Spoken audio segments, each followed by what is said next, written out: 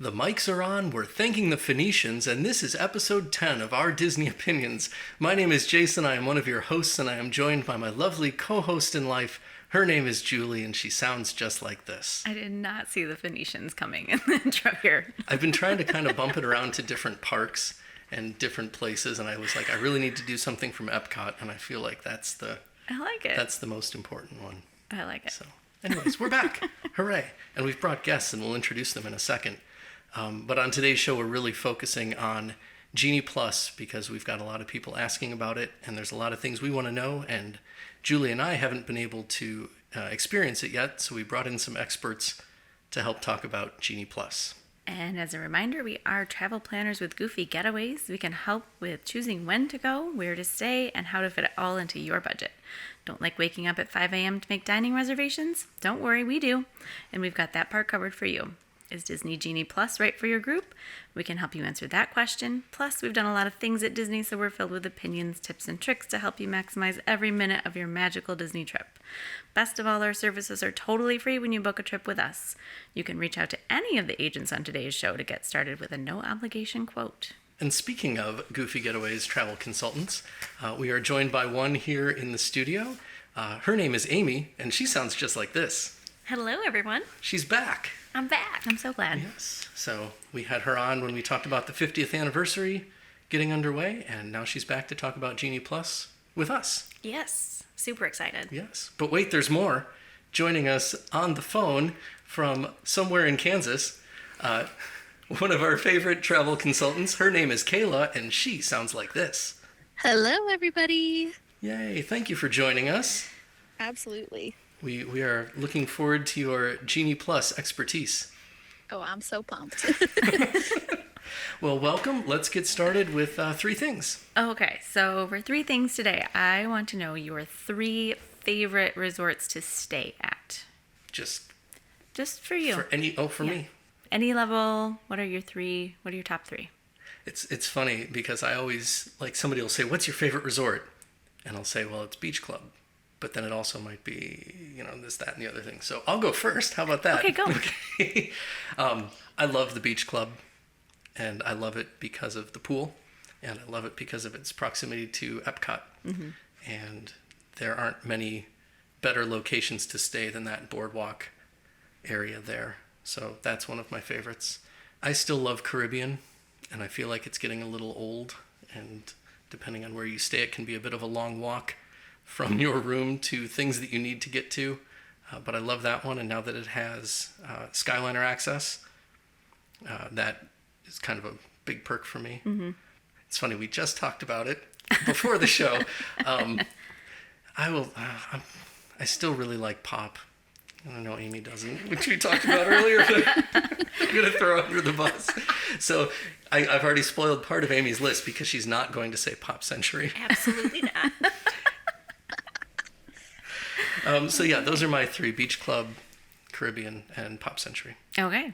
I appreciate Pop for it's got a good location, even though it's a value, and it's still on the Skyliner. So Cool. Those are my three. That's a good list. Who wants to go next? I'll go next. Okay. All right. Because I was like, oh my gosh, I literally just thought about this earlier today because I had a client asking Yeah. me. So my top three are the Contemporary Resort. I love access to Magic Kingdom. I love the updated rooms with the Incredibles theme that they've just recently done. That is fabulous. But honestly, I even liked the rooms before they did the update. But if you're visiting Magic Kingdom, like there's nothing that beats that location. Yacht Club. So I also love that area, but I just love the feel of the Yacht Club. Like my entire wedding was a nautical theme, so that whole like ship type of a thing is right. My thing as opposed to the beach. But they're both right there, excellent, super good dining locations right in that entire area. So you can win at either the beach or the Yacht Club. Shout out to Ale and Compass. Yeah. Oh my gosh, yes. Oh, yeah. Oh, those chocolate waffles. They're so good. But digression. Yes. So and then it's okay. We will always derail the whole show just to talk about food. Food every time. And Kayla's 100% going to be on board with that conversation too. Oh yes, absolutely. And then my third one is Port Orleans French Quarter. Oh. Stayed there for the first time recently. I had done Riverside before and love like the quietness that is in that area. but you cannot beat like the vibe that's at French Quarter, because it's just super cool, fun, relaxed, good entertainment that's still there. And oh my gosh, the beignets that are like, I think I had beignets at least twice a day. It's all right. That's called vacation. But it's so good, and it's not too big, but it's big enough that you don't feel like you're on top of your neighbors. Okay. So those are my 3. Yeah, because we've stayed at Riverside, but we've always looked at French Quarter and said, next time. Yeah. For Even real. though it's not next for time, real. but For real. Like, we need whenever to do you it do one your of these next time as times. one of those, like, French Quarter is good. Right. Next time. Love it. Kayla, do you want to jump in? Yes. Okay. So, actually, one of my top 3 is Pop Century as well.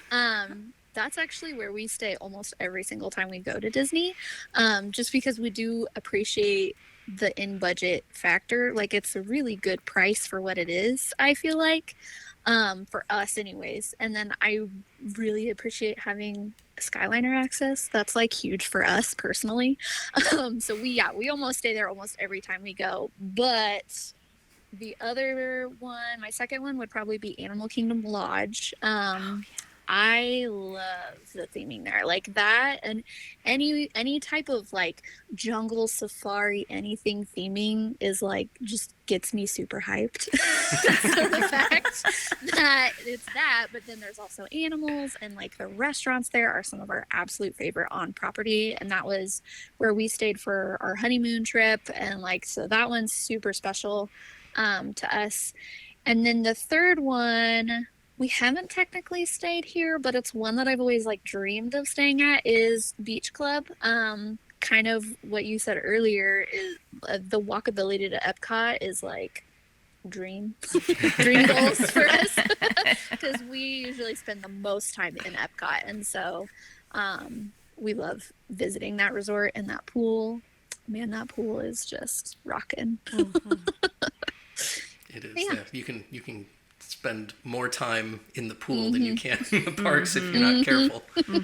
So, jumping back to Animal Kingdom Lodge real quick, do you guys typically stay Savannah View or? So we've only done it once. Oh, okay. We did do Savannah View that time, and personally, I don't know that I would stay Savannah View again unless we were planning on spending more time at our resort, just because there's so many viewing areas in that resort, to be able to see animals, that it's cool to be able to see them outside of your room, but you can also still see them from the many other viewing areas and save a little bit of money. But that's just me. No, I think that's an absolutely valid tip. I'll echo that, because I was just at Animal Kingdom in October, and we did not stay in a Savannah View room, and I did not feel like I missed out on seeing the animals at all. You could walk out to the lobby and see them all the time, and I liked that we were actually like over and not on a Savannah View. So Yeah, All right. and I think that's one of the things that we all try to balance for our clients is how long are you going to be spending in the room? Like if you're, if you can tell that somebody's trying to plan one of those run and gun trips where they're up at 7:30 to hit rope drop a half hour early, and they're staying until, getting in line for something a minute before the park closes. The contemporaries and the Grand Floridians don't make as much sense as the Pop Century and the moderates. Yeah. So, Agreed. All right. Well, my 3, I would say I'm going to go with Amy on Yacht Club. Love the pool. When we stayed, and we did a little bit of both the last time that we stayed down there. We stayed at Yacht Club for a couple nights, then we switched and hopped over to Beach Club. I just liked the updated rooms at Yacht Club. It was just so like fresh and clean, and yeah. so I look forward to seeing a Beach Club update. Yeah, I think and I that have might some. tip it in my. I have some nostalgia favor. for Beach Club, but I think the Yacht Club room updates were awesome. Yeah. Like the bathroom is now split into 2, so someone can be in the shower. There's a door, someone can be getting ready, and that's also doored off from the rest of the room. So it's really nice, and they've got the vinyl laminate flooring and everything that they're doing throughout property. Has been done at Yacht Club, and I would assume is coming to Beach Club. I would hope so. Unsubstantiated rumor, Right, but it only makes sense. Yeah. So that's why Yacht Club came out a little bit ahead for me on that one. So, and then I would say I'm going to actually give 2 shout outs to Value Resorts, Art of Animation, and All Star Movies. I love them both because of their theming.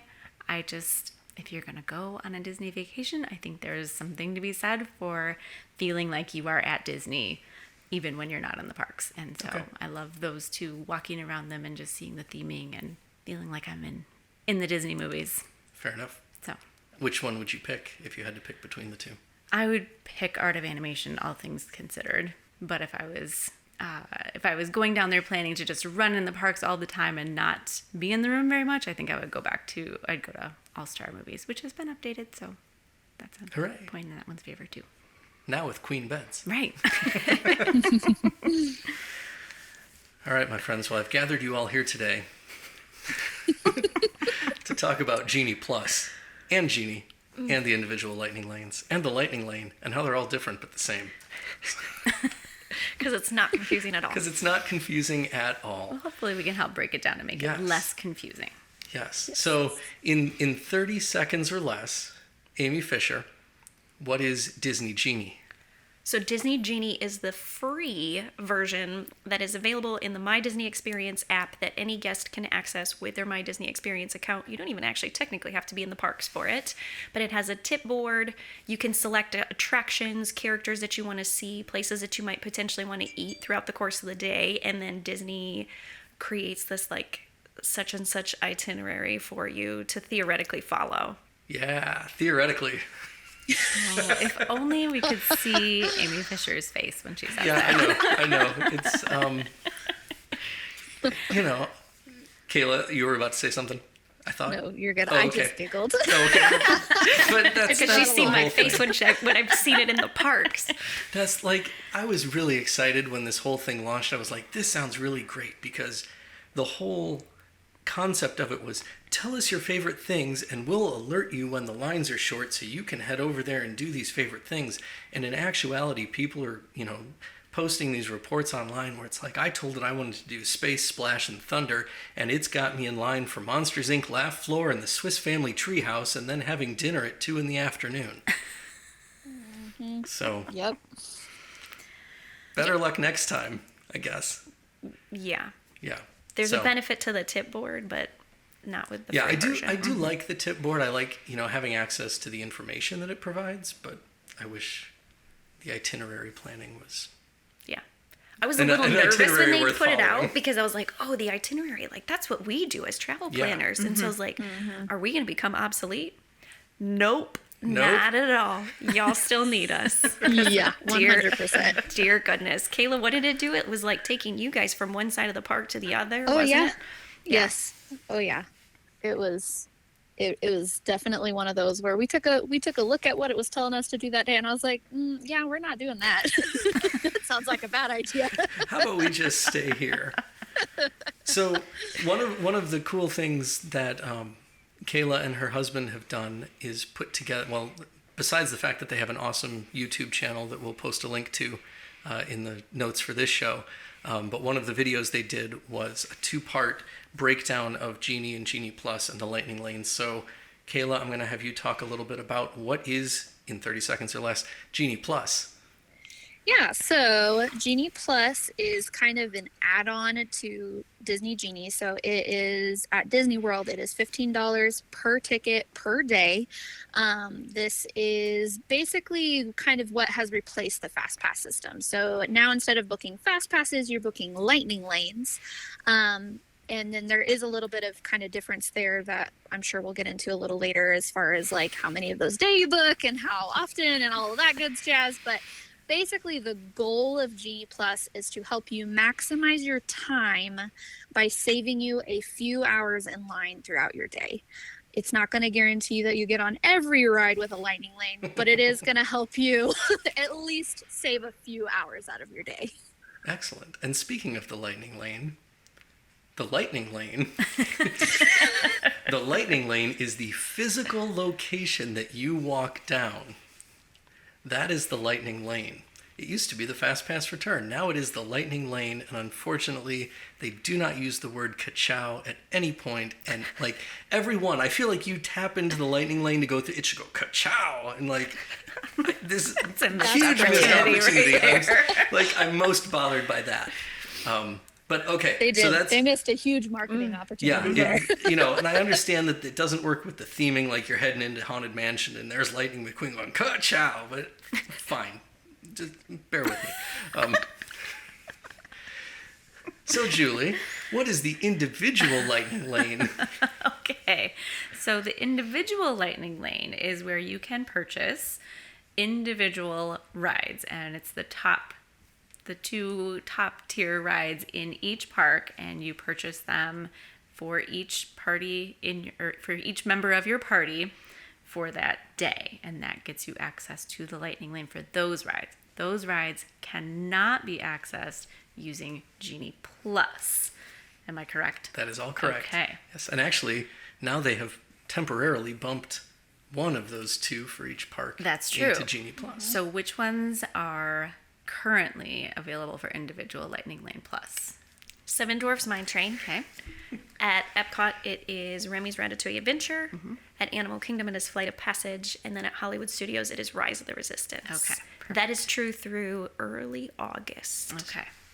Yeah, and I guess we'll see what happens when Guardians opens.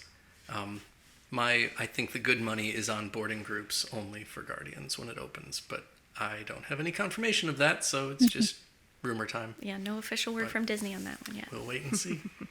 All right, so this all sounds a lot like FastPass, sort of. So can we, I just want to talk a little bit about how has this all changed the way that you look at going to the parks?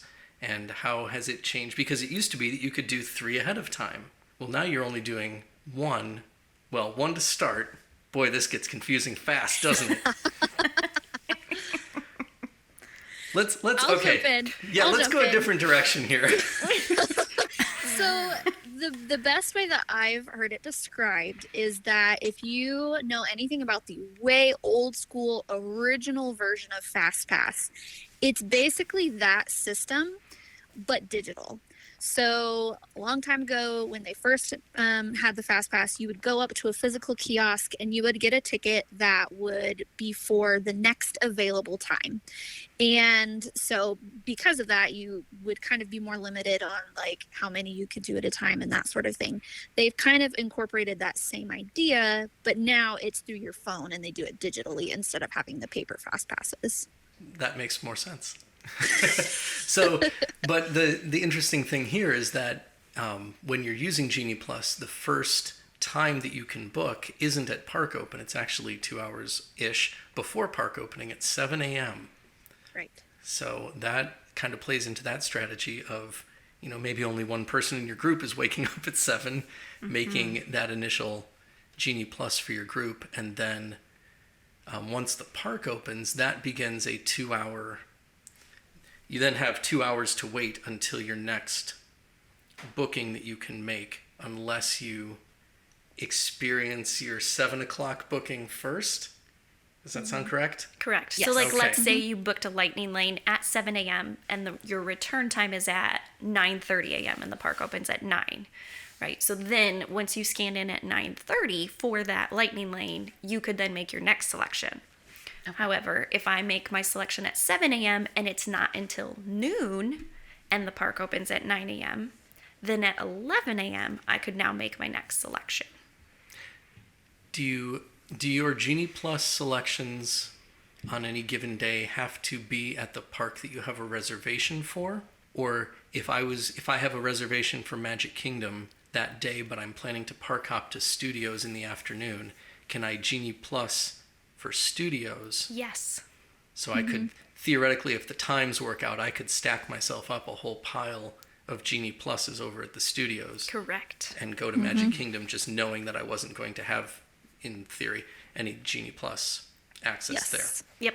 there. Interesting. Do you think that's a good strategy, or do you think that has a lot of potential for trouble? I think it depends on what park you're trying to do it for. And again, like I think also like the time of year that you're going and how busy it is. There's a lot of different factors. And I think that's the thing that does make this system more complicated, is because there are so many different strategies that you can do. But I do think that maybe if you have a park that has a lot of those heavy hitter attractions like Hollywood Studios, then it could be a good idea that maybe you go to a park in the morning that's a little easier to rope drop, and knock out a bunch of rides. That way you can focus on stacking them up in the evening. I think that could definitely be beneficial. But again, there's a lot of factors to consider with that too. So I have a question, because you've both mentioned stacking up rides. And so, okay, so 2 hours after park open, or whichever I get my next selection, how soon can I book another? How many, is there a limit to how many people can? There's not a limit to how many you can stack. So that 120-minute rule is going to continue to apply, or you have to use that lightning lane within that window of time, etc. So again, park opens at 9 a.m. I made a 7 a.m. selection. Now I've made an 11 a.m. selection. Let's say because you can actually like refresh your screen. We'll get into that probably later when we talk about strategy. But you can get into like this whole thing where you're purposely trying to stack at like a certain time of the evening, or let's say you're park hopping and it'll automatically push you after 2 p.m. if it knows that you don't have your park if it knows that you have a park reservation for one park in the morning, it'll automatically give you a return time after 2 p.m. Interesting. Yeah, Okay. fun thing on that one. Experienced that when I was there 2 weeks ago. So it'll automatically shift that for you. So you can stack them. And the beautiful thing with this is that your times can actually overlap with each other. Okay. So you could have a 5 to 6, a 5:15 to 6:15, and a 5:30 to 6:30 of 3 different lightning lanes all stacked at the same area, Which theoretically. you weren't able to do with FastPass. Correct. Right. You could kind of do it on paper, I think. You can get close on the paper version, I think. Yeah. But If not, you knew like a good Yeah. strategy and you were Yeah. really fast at running. Yeah. You couldn't, but yeah, you couldn't Yeah. stack that close Yeah. in the past. But now you can. It's now you it takes a little bit of work because you don't remember, it automatically gives you whatever the next time slot is that's available. Okay. So sometimes it takes a little time playing with your time slots, canceling, rebooking, etc. Oh, okay. But that actually brings up a good point too. Just as like a little side note about that is when you are booking your lightning lane, it's important to make sure you are double checking the time, because the time that you may see on the tip board may end up being different than the time that you see on your confirmation. Just because in that split second that you're clicking through buttons, it could change. So that's always just something to make sure you're paying attention to. And it doesn't hurt to screenshot Yeah. it every time once you make it. Oh. So once you hit that confirmation page, I always screenshot Oh, that makes sense, yeah. because Just in case. technology is Yes. great Yeah. sometimes. That's a good tip. So, Amy and Kayla, will you kind of run through, because you've both used Genie Plus in person now, correct? Yes. Will you kind of run through the first day that you used it and kind of what your schedule ended up looking like, if you can remember? I'm a big dork and I remember stuff like that, so I don't... Kayla, you want to go first? I can. So mine was actually a very not great experience our first time, partially because we had a little bit of a weird circumstance, but this also brings up a good point, which I'll explain in a second. So the first day we were using Genie Plus, I was able to, I woke up and I got on the app and I was getting ready to purchase it, because we personally have annual passes. And so we were not able to purchase like in advance. We had to purchase day of. And I'm getting on there and it wasn't allowing me to like purchase them because it said that my ticket already had Genie Plus. And I was like, what in the heck? This is weird. But like it would let my husband purchase it. So once we somehow managed to figure out how to do it, we were able to book our 7 a.m. one for Jungle Cruise or Haunted Mansion. It was one of those. I can't remember exactly. But so cool. We're ready to go. Awesome. Get to the parks. And we're getting ready to start doing stuff. And the ride goes down. So we get one of the... so if a ride does go down, They give you kind of a use anywhere lightning lane, so it's basically just like a freebie. Yeah. And then once you have that freebie, you're allowed to go ahead and make another selection. So we're trying to make another selection, but it would not work, and it would not work, and it would not work. And every time we try to go through, like, it was just saying it wasn't going to work. And I was like, what in the world? Why is this not working?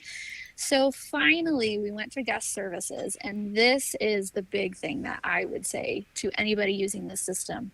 If you ever have difficulties, you ever get confused, you're having troubles, go talk to a cast member immediately, because this would have saved us so much of a headache. And come to find out, because the trip that we were on was a training trip, I had gotten like a comp ticket from the agency, which was on our account. So that was where the Genie Plus was linked to, but I had never been able to make a park pass reservation with that ticket, so I wasn't even using it. So it was a whole hoopla thing. But once we got that figured out, it was super easy, because she basically just reassigned that ticket to something else so that it wouldn't be affecting it. And then it worked so smoothly. It was so easy to use after that. We were able to book the stuff that we were trying to get. And so I guess that was just one of those things. When I went to talk to the guest services, I was like, okay, so yeah, this is huge. If you have trouble, you like have to go talk to somebody, because they will make it.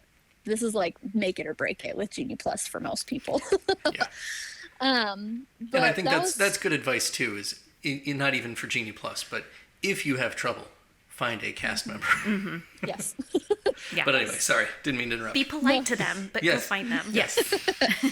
Yeah, so that was technically our first day with Genie Plus, but then our first actual day where Genie Plus was working the way that it was supposed to work, I think the process was pretty easy. And I think a big part of that was knowing the system beforehand, because I had done a lot of like messing around on the app, like not necessarily like actually doing anything, just getting familiar with where things were.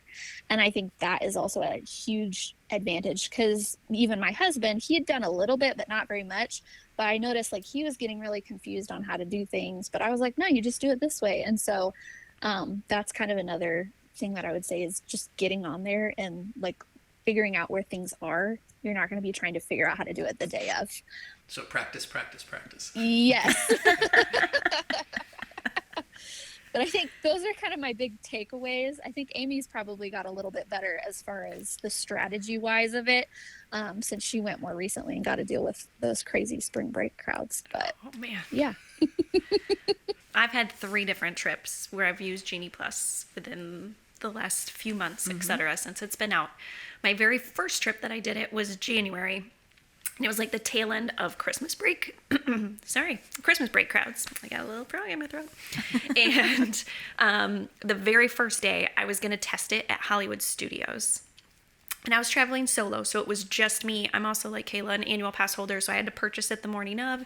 Didn't have any issues there. However, it was time to go make my first Genie selection, my Genie Plus selection for the day, my lightning lane. And I could not figure out where to go to find it. And I didn't realize that it lived on the tip board, not under my day.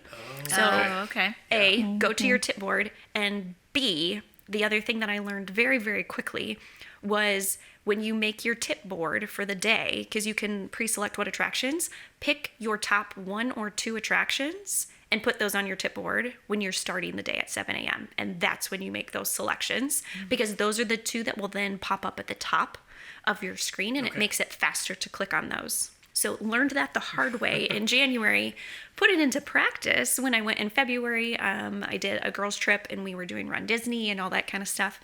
I will say we also ran into some lovely technical issues, and please go talk to a cast member if you're having problems. What I ended up doing was booking. It wouldn't let me book my lightning lane because it said that I didn't have a park pass reservation for that day. It had deleted my park pass reservation, but it had left the rest of my group. So I went ahead and booked their lightning lanes and then went and talked to a cast member. And I was like, listen, here's what happened. And they fixed it. And then they added me into the lightning lane with the rest of my group. Like, Perfect. So again, just show them the things. This is why I tell you to screenshot everything in your app, because it's like, I clearly had reservations for other people and all this kind of stuff. Like it was a Magic Kingdom day and all this fun stuff. But the other fun part that I also recently did was I was with my family and there were 17 of us Oh, wow. using Genie during spring break. So I will say that there are different strategies depending on when I'm going solo, when I'm going with a group of adult friends. There was a different strategy that I explained to my clients who were there over spring break time, and it's just like a family of 4. And then there's a whole nother level of strategies that come when you're booking 17 people, because you can only book 12 at a time. Oh. Oh, wow. So you have to have a minimum of 2 different My Disney Experience accounts with everybody linked in. Oof. And so there's a whole nother strategy that dives in there. So I played with things like stacking lightning lanes. I've played with things like, just selecting whatever is next and available to avoid wait times. You can manipulate the system a little bit to whatever you would like. It's much easier if the crowds are lower.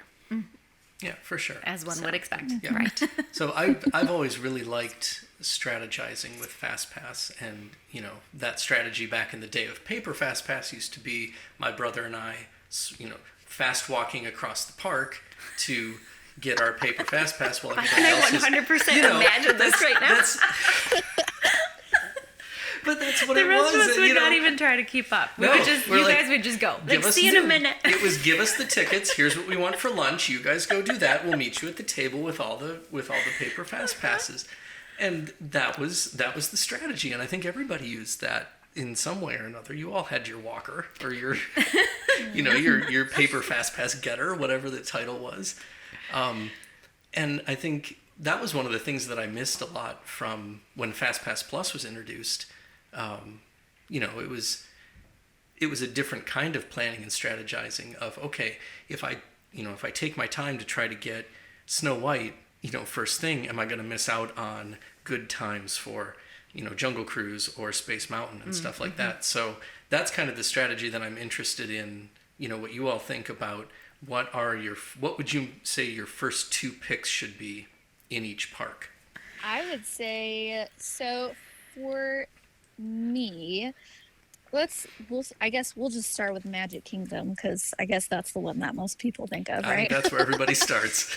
And honestly, this is probably the park, and I know Amy has said this too, that this is probably the easiest park to use Genie Plus, because there are so many attractions, and there's several different ways to do this. Yeah.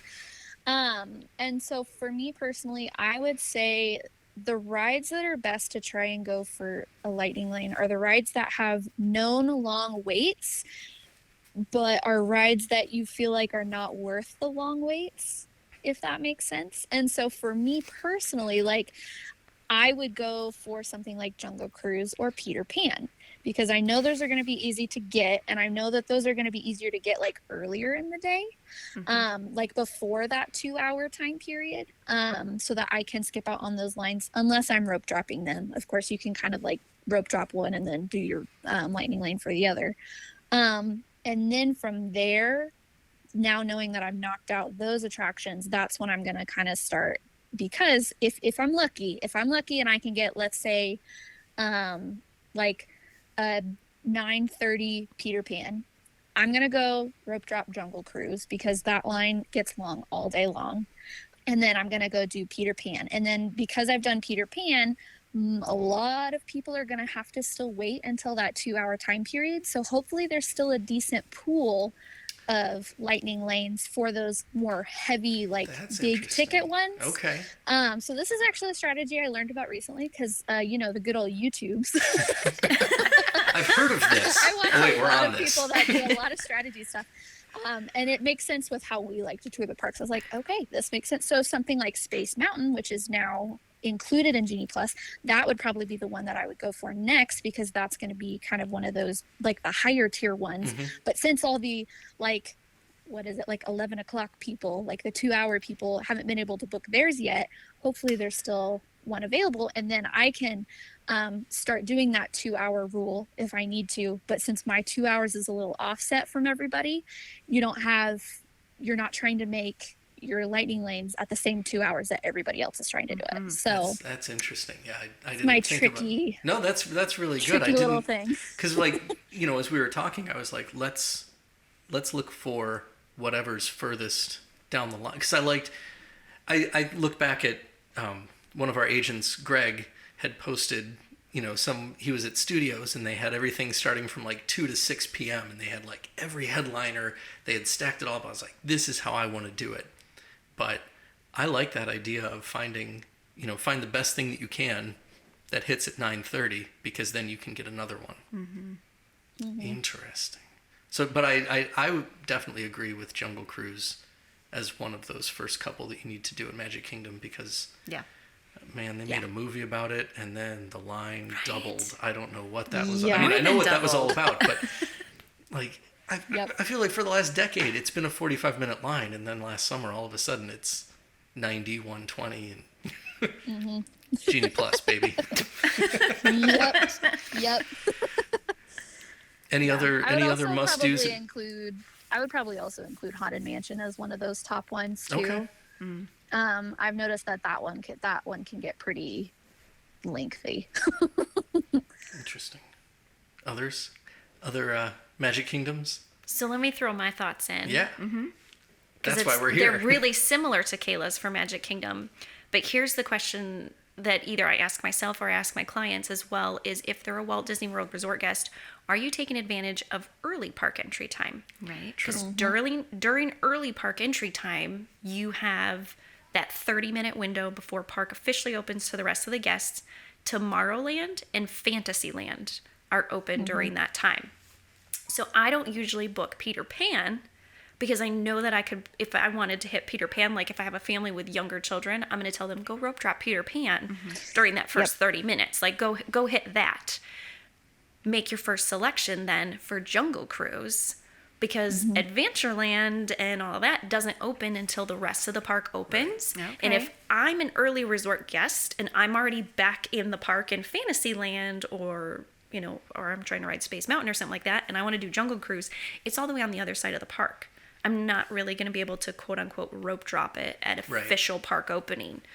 So considering that, I do fully agree that Haunted Mansion is one that the lightning lanes, like during spring break, they were gone during the day. Wow. It was usually after like the 11 o'clock time slot. Okay. So you can usually get like through that 11 o'clock. By like 12, Haunted Mansion seemed to be gone. So Peter Pan, Jungle Cruise, Haunted Mansion, and then Space Mountain are the four that seemed to disappear first.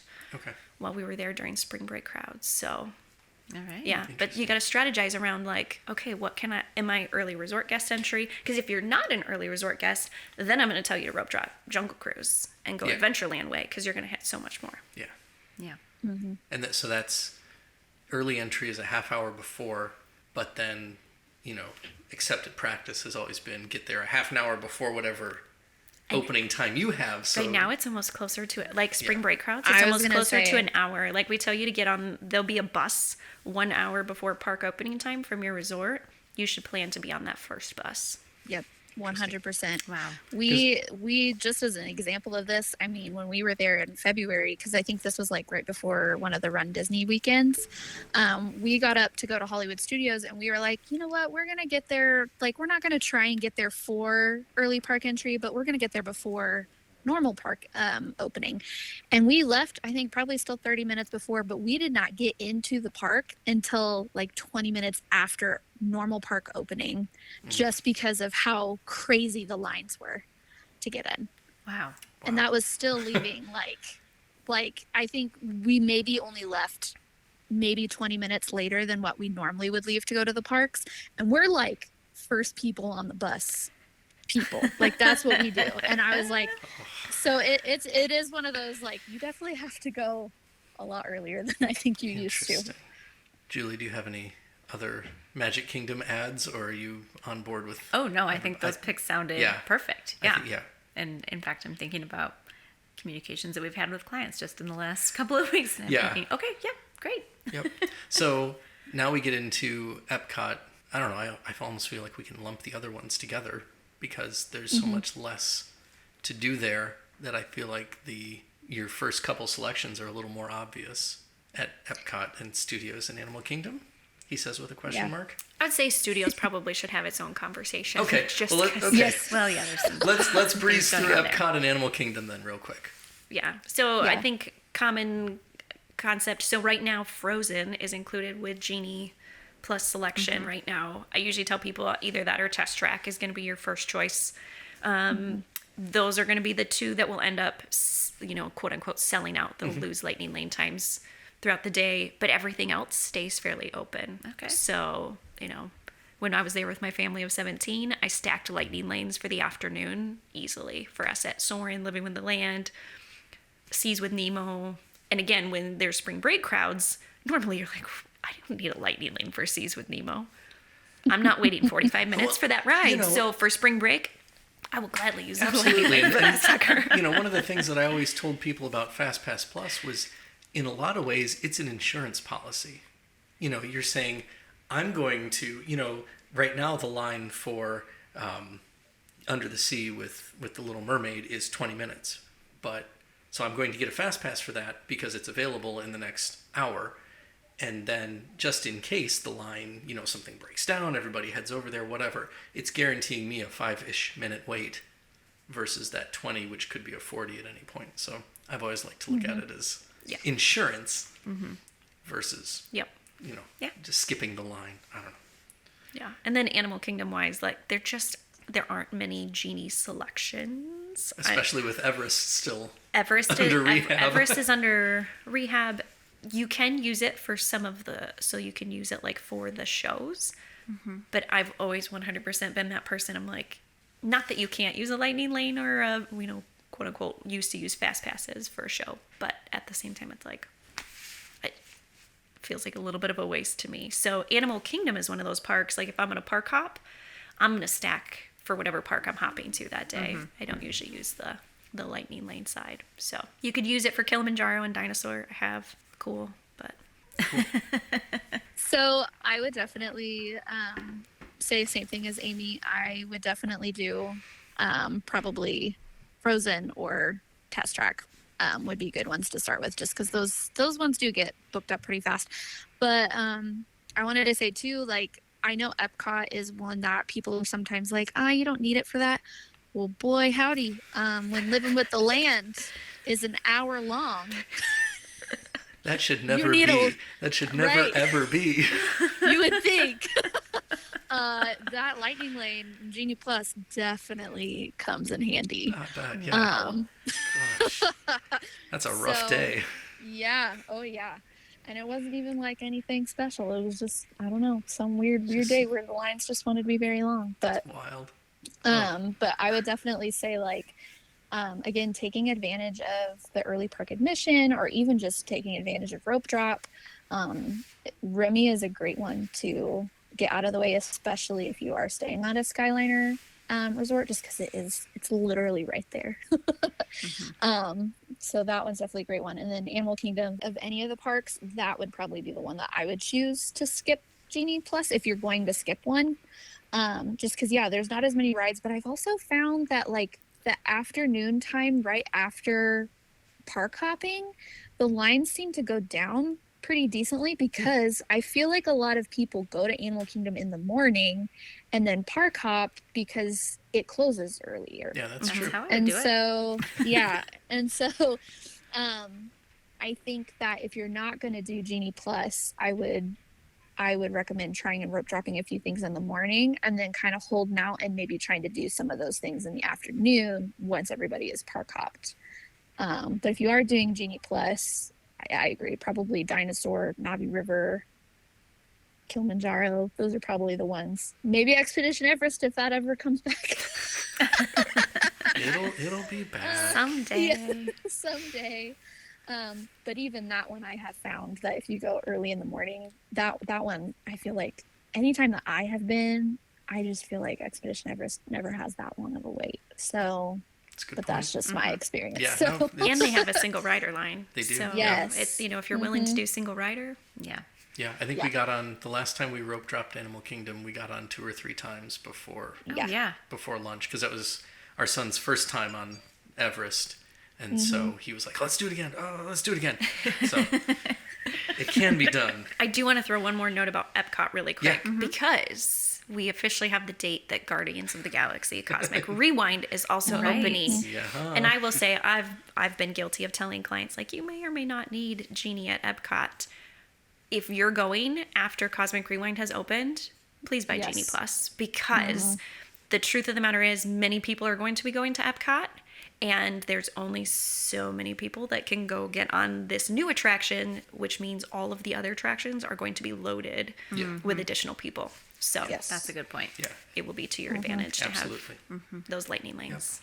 And with that in mind, a good reminder is that at Disney, for the most part, barring technical difficulty, if you are in line for an attraction when the park closes, you get to ride.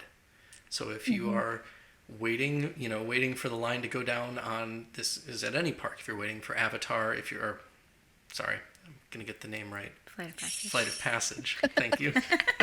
That's a strategy that my brother really likes, is that they'll go to Animal Kingdom.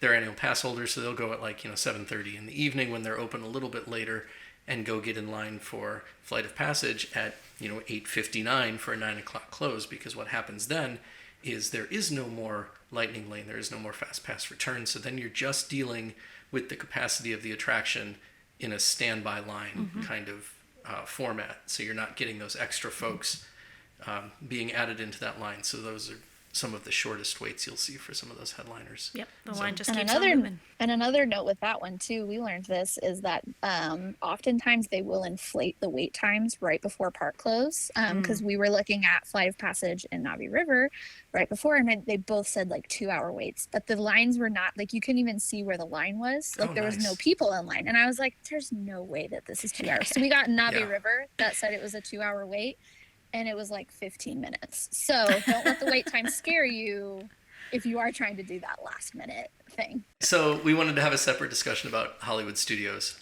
Now, we had a friend go down and be very, very disappointed with her Genie Plus purchase at Studios, because they were really into the thrilling rides and not so into the shows, and they didn't think it was worth it, and they did not like their experience. So let's chat about the studios. Do you want to go first, Kayla? Sure. So for me, this is a park that you have to have Genie Plus personally, just because this is probably the park that has the most headliner attractions or big thrill attractions. And if you kind of know, the biggest thing with this park is having a strategy. The other ones you could maybe get away without having one, but this park you have to have a strategy. And so personally, what we would do for ourselves is we would purchase a Rise of the Resistance individual attraction selection for that one, just because we prefer to rope drop Mickey and Minnie's Runaway Railway, because that is probably the easiest ride in that park to rope drop, especially for early park entry, because it is right there pretty much at the front of the park. Right. So that way you don't have to waste a lightning lane on that. So that being said, those are two attractions now that you've taken care of.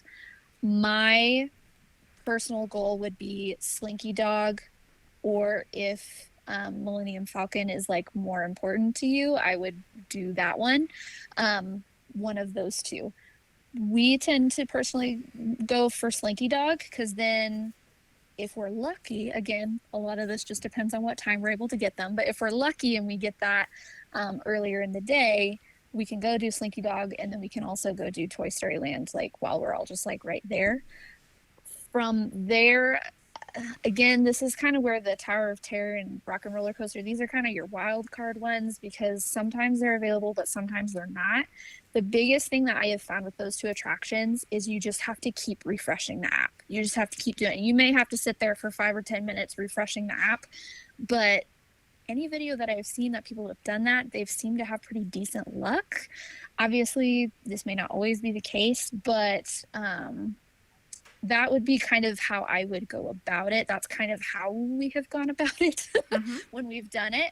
And then, of course, if you have time in between, that's when you can totally do some of those filler shows and things like that. If you see oh, I have this for Indiana Jones for 5 minutes from now, cool, we'll just go ahead and do that, and then as soon as we scan it, we'll go ahead and we'll while I'm sitting there waiting for Indiana Jones to start, we can sit there and refresh and trying to get our next one.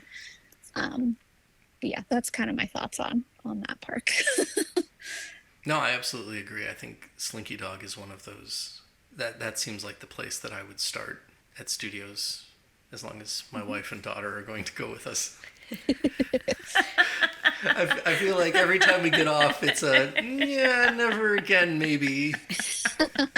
I'm trying really hard to love it. I am. I love it. It's so fun. I've heard that. I've heard it's really fun. It's so smooth, like, oh. It's very smooth, and Slinky talks to you, and it's he's very I know. nice. I can't hear him over my Oh, screaming. okay. That's fair. I should put you on the ride with my niece. Is that because your niece would help her feel better? No, or my 'cause it niece would be a would scream screaming with contest? her. It would Okay. be hilarious, like just nonstop. It was like, "Are you breathing?" Like it was. I may or And then may we not got have off, lost and my it was voice. like, "Are you okay? Did you like that? That was so much fun. Let's do it again." Okay. That is not what it See, sounded that's like, the but proper okay. response. We'll get there. Maybe this summer. I'm a little older or something. Oh, okay. You know. Fair enough. She's 6, Yeah. so it's a little different. Anyway, I do agree that with that strategy. So here's the thing: is like Slinky Dog will show as sold out within minutes after the park opens, but I have found multiple times, and I've seen this from other people as well, that I follow different, people who go to the parks way more than I do, if that feels possible. And if at like 7:15, it seems like more drop. And then again, if you continue to refresh, you may be able to find Slinky Dog later on in the day too. So don't be discouraged if you didn't get it at 7:01. But I will say that if that ride is your top priority, like that's one of those things that I'm like, you need to be on at 6:59, like ready to go. That's the only thing that's on your tip board. Like make sure you favorite it. Is that the terminology? Yep. Make Yeah. it a So favorite? Yes. you Okay. hit your little check mark, and that way it shows up right there. to the top. So Slinky Dog, and then again, it depends on what attractions that you're interested in, how you strategize it. So if Star Wars is a huge priority for clients, I tell them, okay, once you've booked Slinky Dog, because I tell everybody, I'm like, if your kids are tall enough, please ride Slinky Dog. It's a good ride, right? Then it becomes the strategy of, okay, do you have like older teenage kids that are more interested in like Tower of Terror and Rock and Roller Coaster, or are you big Star Wars fans that, okay, I'm going to tell you to get Smuggler's Run next? Is it a couple that they might be okay with doing single rider on Smuggler's Run, because that, and Rock and Roller Coaster, right? Because that can be another great strategy. Oh yeah. To take advantage of those single rider lines. Then it becomes, okay, now Tower of Terror is your next one. So I agree that rope dropping Mickey and Minnie is usually going to be that best choice, even if you actually show up at regular park opening time, because that's going to have the shortest wait time out of those main big ticket attractions. Unless you want to, if you're looking for a thrill ride, then I would say rope drop Tower of Terror. So Yes, I second that. like those are the big ones, right? That it's like, but I usually tell people, I'm like, the only thing I would say in difference is if you don't want to pay the individual lightning lane for Rise of the Resistance, then you're gonna rope drop there. Yeah, if and I think that's- if that that's was a kind of where priority. my next question was going, was when do you think it's worth it to pay for that individual lightning lane access, as opposed to just waiting in the standby or rope dropping that attraction or hitting it at the end of the night? And I know with Rise, it's kind of a gamble to use that end of night strategy, since it may go down and never come back up starting at 8 o'clock or on. You just Or never 2 know. o'clock. Or 2 Yeah. o'clock. So here's my little rant, I guess, about Rise of the Resistance, of why I will always only ever ride that if I've purchased a lightning lane, is because that ride breaks down so often.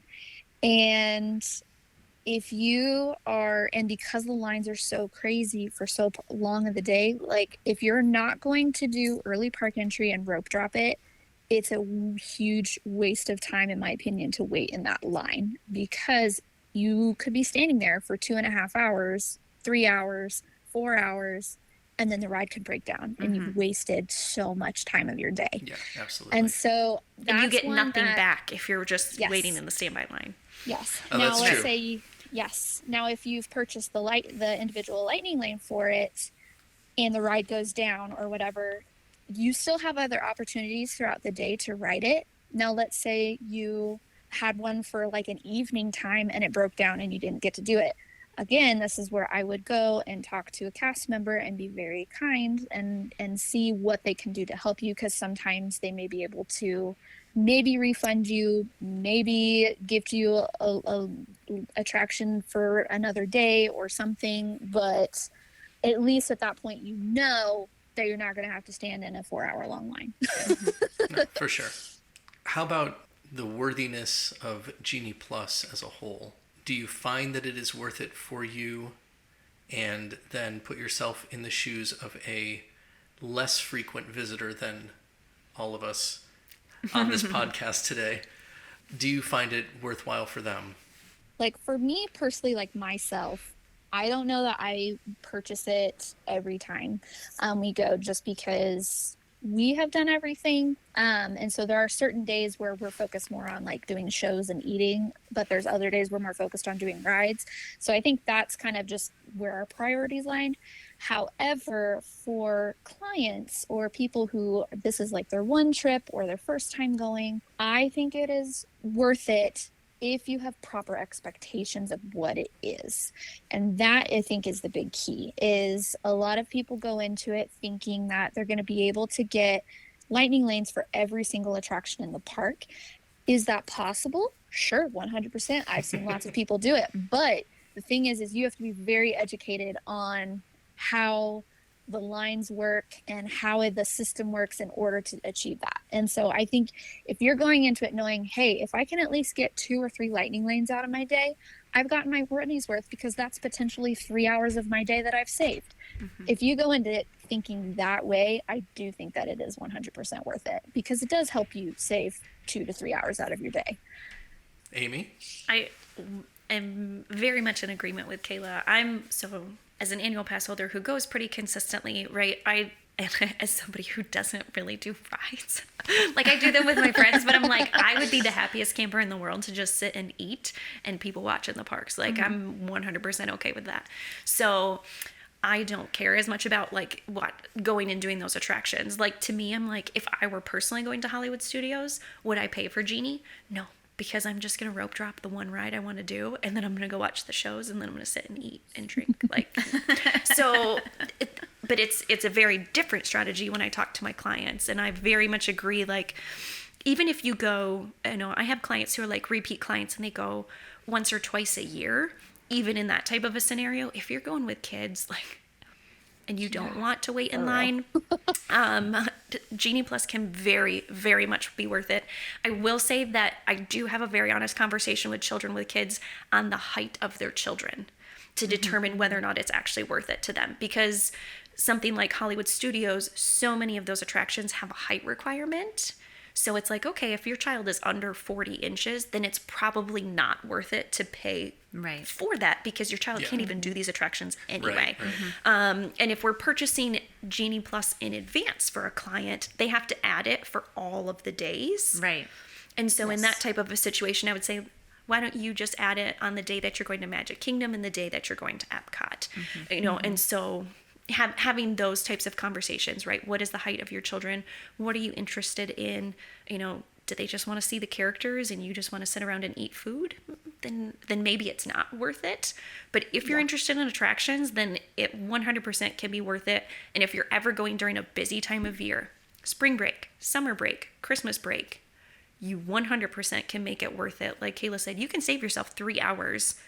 And even that's if you just get living with the land, man. Just living with the land, like, oh my gosh. And that's just, again, if you only got 2 or 3. And if you're listening to your Goofy Getaways travel planner when they're giving you different tips and things like that, I would say more likely, most of the days you're probably more likely to get between 3 to 5. So again, it depends on how busy the park is, how good you are with technology.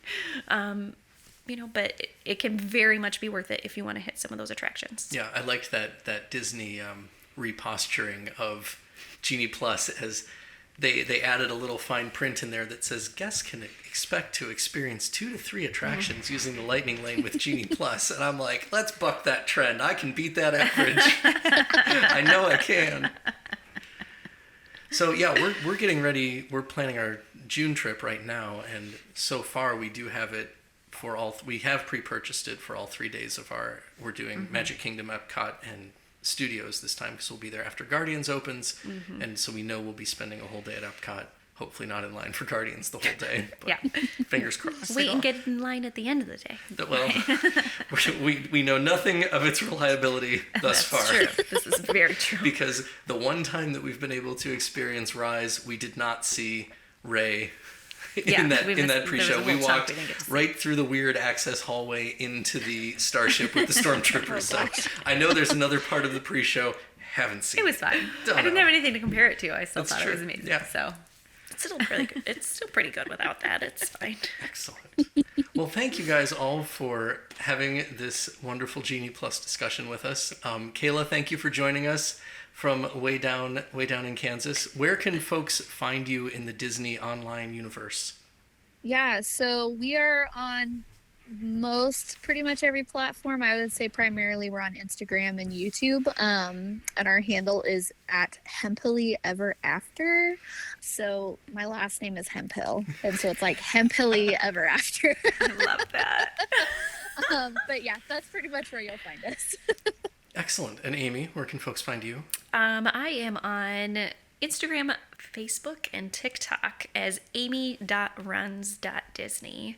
Since you guys know I very much enjoy my Run Disney. I've heard you've done a couple marathons there. But I am very much on those social media platforms. And then you can also reach me technically through Goofy Getaways social media platforms, since I help manage those as well. Absolutely. All right. So to wrap things up, if you like what you heard, please hit that like button on whatever platform you're listening on. Share this episode, leave a review, ask a question, literally anything. Just let us know you're out there. Help us spread the word. And remember, all our episodes are available on YouTube, Spotify, and Apple Podcasts. We love to connect with our listeners as well. You can find us on Facebook at Goofy Getaways with Jason and Julie, or on Instagram at Our Disney Opinions, or by email at jason@goofygetaways.com. Thanks again for listening, everybody, and we'll be back soon with more of Our Disney Opinions.